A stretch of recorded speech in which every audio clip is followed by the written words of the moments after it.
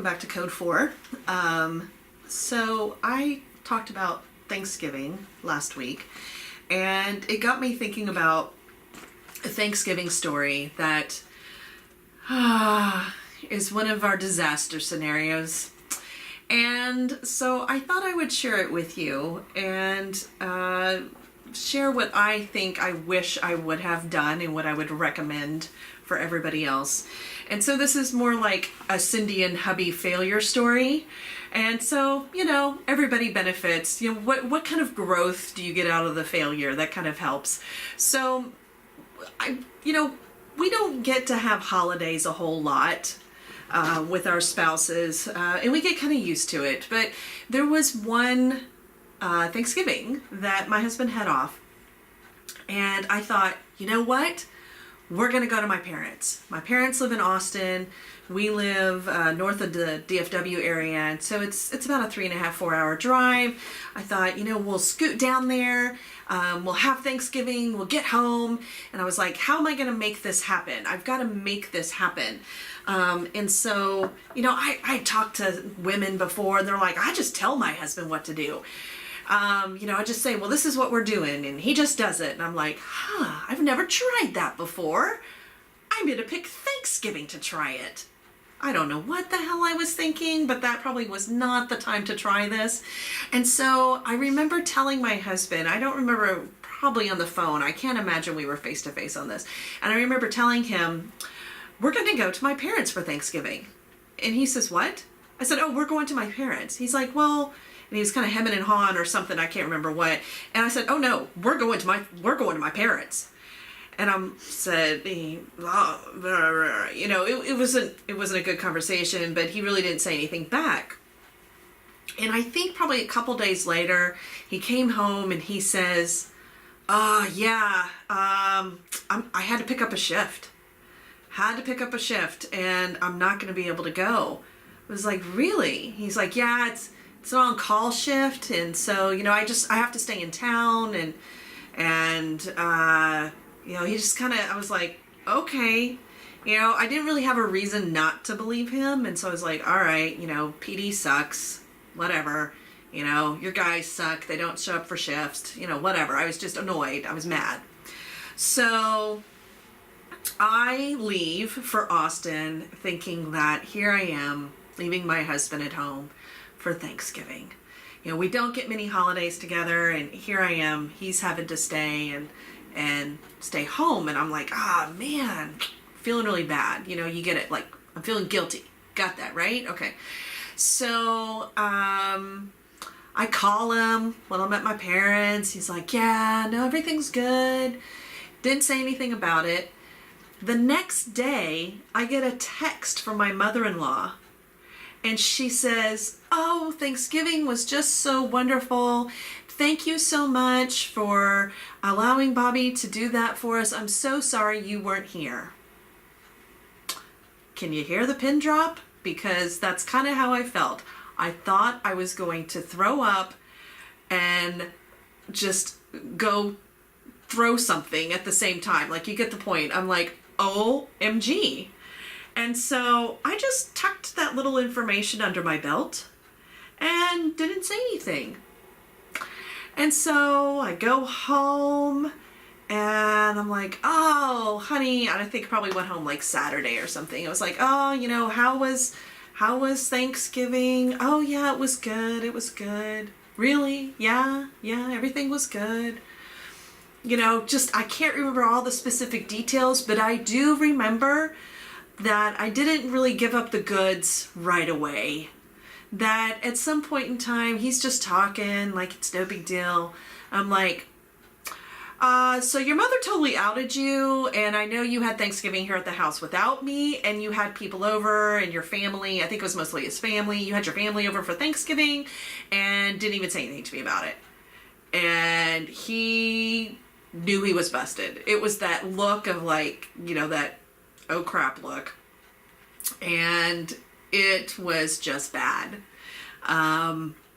That was probably one of our biggest fights, if you call it a fight. When I get mad, I just get quiet.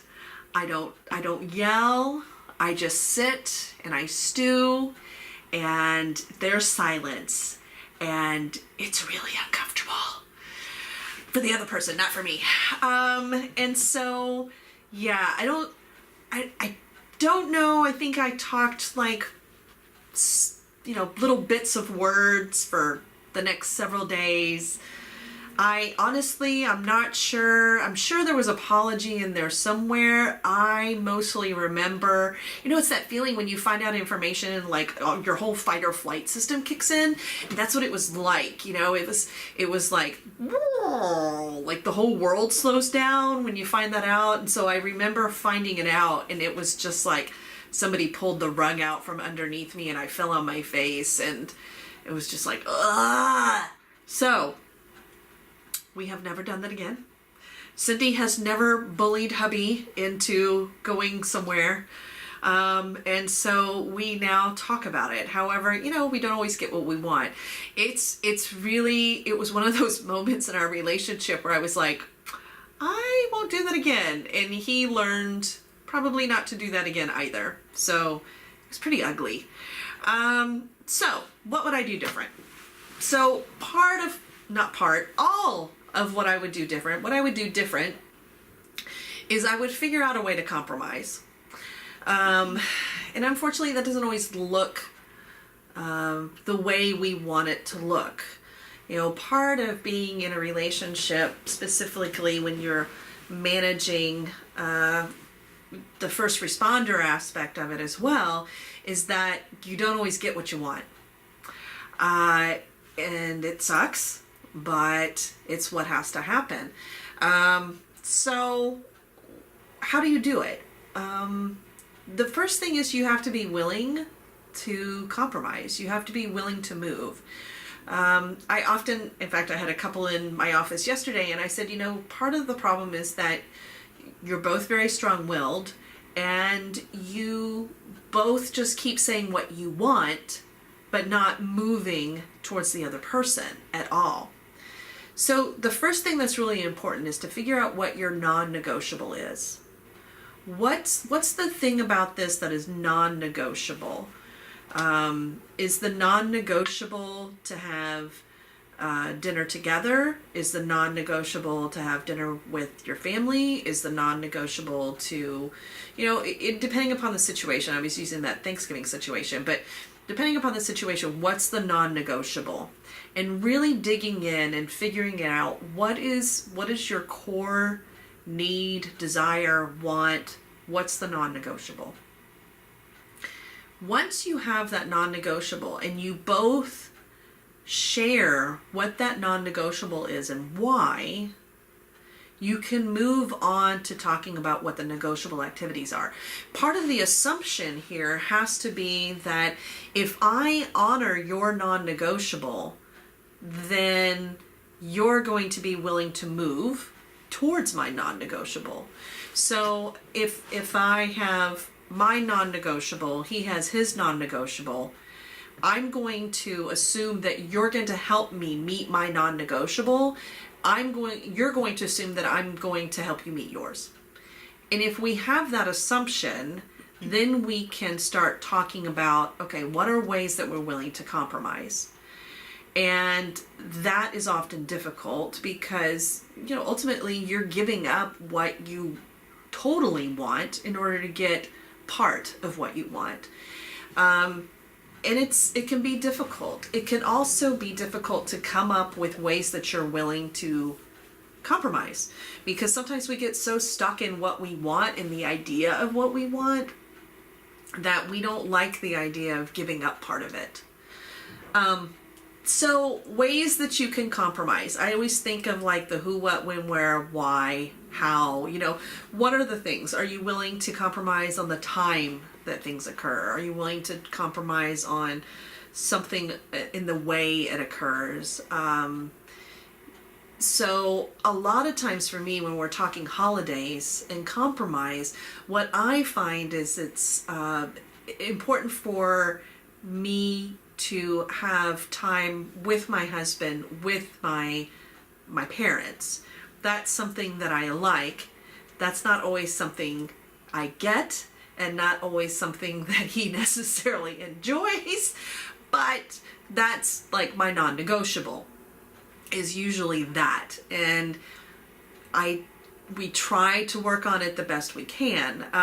Sometimes at Christmas time, my non-negotiable is to go to Mass together. So it just depends, like, what's my non-negotiable. And this goes for anything. Like, you can use it for any circumstances. I mean, I'm talking about holidays because it's holiday time, but it can go for any circumstances. It can go for spending and budgets. It can go for vacations. It can go for parenting the kids. It can go for, where are you going to dinner? Hopefully you don't have to use it for going to dinner, but hopefully you can work out a compromise. But when you're using this compromise model, you're using it because you're stuck. It's, and Gottman would call it a gridlocked issue. So it's something that you're stuck. You're like, I'm staying here in my position and you're staying in your position and you're not willing to compromise or move. And so we have to figure out, sometimes you have to use grease to get the wheels oiled. Gears oiled? I don't know what that analogy is, but whatever that analogy is. Like, you have to find a way to get it unstuck in a way where at least it kind of moves.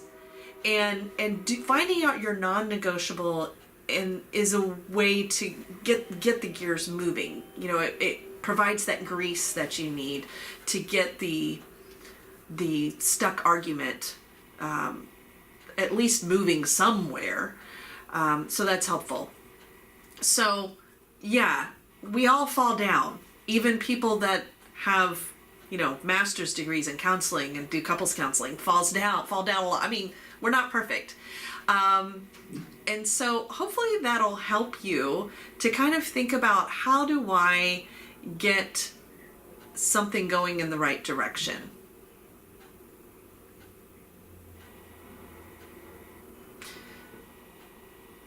So I'm thinking I could talk more about that because that's not very long. Is it? We're right at 12 minutes. Okay. You're probably going to have to cut this in then. Okay. Is that okay? So some of the questions to think about when you're thinking about the non-negotiable might be if you have any values surrounding the issue.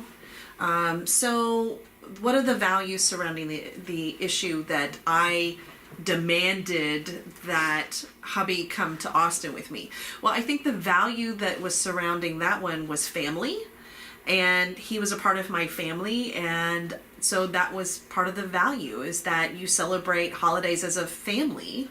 And once again, in this field, we don't get to do that a whole lot, so I was like, we're gonna do it. So that's a part of it. The second question you can ask is, what does it relate to your background or history, childhood history in some way? Because that kind of digs into, why is this so important to me? Okay, well, this was important to me because growing up, it was just the four of us. We didn't have extended family around. It was just me, my brother, my mom, my dad, and that was what we had. And so every holiday, it was just the four of us. It was really, I look back now and I think, wow, we really had intimate holidays because we didn't have big, huge family. I can't recall ever having a holiday in which we had more than maybe 6 people because we had like boyfriend, girlfriend come or something. But my parents were not around. My mom grew up in New York. My dad's parents died before I was born. So we just didn't, and nobody grew up around in Texas. So it was just really intimate. And so I think that was part of the reason why it was important to me. So that question is, does it relate to your background or childhood history in some way? Another question to ask is, there's some kind of dream that goes along with this. And so that dream can be the dream of family. It can also be like a vision that you may have. It could be the dream of peace or dream of financial freedom. I mean, depending upon what the situation is. The dream of having a holiday together. So it can be whatever you want that dream to be, but it might be about that. Another question to ask, and for you and your spouse to share for sure, is what would happen if this dream is not honored? So what happens if you don't get that dream honored? And so let's say it was family, and so my dream of having family together, what happens? Well, I don't know. I'm upset. So is there something that happens if I don't get that dream honored? What feelings do you have surrounding this? And you've got to say feelings. You can't say I feel alike. So saying feelings that surround it. Another one of my favorite questions with this is, what's the disaster scenario if this dream is not honored? So for me, my disaster scenario is that my mom is going to be really upset at me, and that our relationship is going to be really difficult if that doesn't get honored. And so that is really what it's about. She's probably listening and just finding this out, but that's okay. I hate disappointing my mother. And so not having that dream honored, because I know my mom's dream is to have her whole family around her. And so that's that disaster scenario for me. What are your needs, or how can I help meet this need for you? Those are some questions that kind of help dig into what that core non-negotiable is. And by the way, your non-negotiable should be like 1, maybe 2 things, not 10. I have had people try to put like 8 to 10 non-negotiables in there, and I'm like, no, you're not narrowing it down. So it needs to be 1, maybe 2 non-negotiables with things. So think about that. So you have your non-negotiable, and so with those non-negotiables, you really dig in with some of those questions. And like I said, my favorite question to kind of dig into is what happens if this is not met. And if you can share that with your spouse, then they can kind of understand where you're coming from on that. I'm going to do the end. So hopefully you can learn from my turkey bullying story and not do that to your spouse. Holidays are always kind of sticky because of what we have to work with the shifts and having to be in town and or them working. So we often have to think about I'm going to back up on that one. So hopefully you can learn from my turkey bully story, where I tried to bully my husband into coming down to Austin with me, and he just flat out didn't tell me what was going on. Not really an ideal marriage situation, but you know what? I think anytime you can grow from a situation like that, it's good. So use compromise as a part of the relationship. If you realize that you're not getting anywhere, don't try to bully. That doesn't work. Take it from somebody who's tried. So hopefully that helps. I hope you enjoyed it. Until next time, keep your relationship code 4.